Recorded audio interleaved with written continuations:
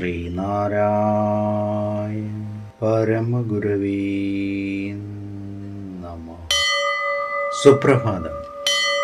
1669 ദിവസമായ ഇന്ന് 2025 ഡിസംബർ മാസം 9 ചൊവ്വാഴ്ച, 1201 ആണ്ട് വൃശ്ചിക മാസം 23 ഗുരുവചനങ്ങളിലൂടെ രാജ്യങ്ങൾ തമ്മിലും സമുദായങ്ങൾ തമ്മിലുമുള്ള ശണ്ഠ ഒന്ന് മറ്റൊന്നിനെ തോൽപ്പിക്കുമ്പോൾ അവസാനിക്കും.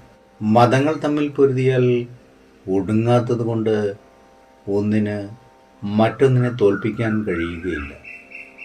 ശ്രീനാരായണ ഗുരുദേവൻ. ശ്രീ നടരാജ ഗുരു എഴുതിയ ഗുരുവരൽ എന്ന പുസ്തകത്തിൽ വിദൂര സാദൃശ്യങ്ങൾ എന്ന് വിവരിക്കുന്നതിൻ്റെ 32 ഭാഗമാണ് ഇന്ന് അവതരിപ്പിക്കുന്നത്. ഒരിക്കൽ പാടിയ പാട്ട് നമുക്ക് ടേപ്പിലോ ഗ്രാമഫോൺ റെക്കോർഡിലോ പകർത്തി വയ്ക്കാനും അത് തന്നെ ആവർത്തിച്ച് കേൾക്കാനും സാധിക്കുന്നുണ്ട്.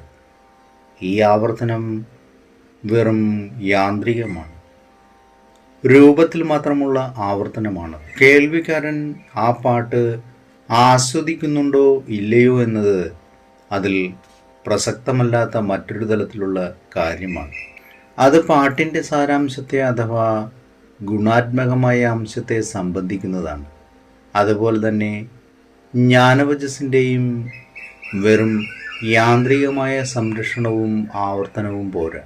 അതിൻ്റെ വിദൂര ബന്ധങ്ങൾ കണ്ടെത്താൻ നാം ശ്രമിക്കുമ്പോൾ ജ്ഞാനരഹസ്യത്തിൻ്റെ ജീവത്തായ സാരാംശത്തെ വേണം മനസ്സിൽ കാണേണ്ടത്.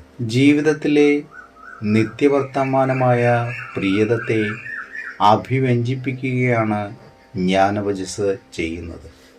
അത് നമ്മെ സംതൃപ്തരും സ്വതന്ത്രരുമാക്കും.